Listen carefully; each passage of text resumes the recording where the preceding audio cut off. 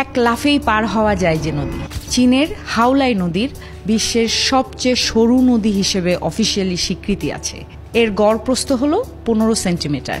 সবচেয়ে সরু পয়েন্টটি মাত্র 4 সেন্টিমিটার চওড়া, তবে লম্বায় গুনে গুনে 17 কিলোমিটার। কিন্তু এটাকে একটা ছোট্ট ক্যানেল না বলে নদী কেন বলা হলো? আসলে নদী হতে যেসব শর্ত মানতে হয় সেগুলো মেনেই নদীর মর্যাদা পেয়েছে হাওলাই।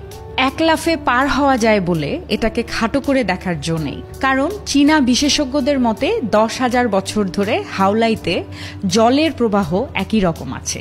মাটির তলে থাকা একটি স্রোত থেকেই এই নদীর উৎপত্তি।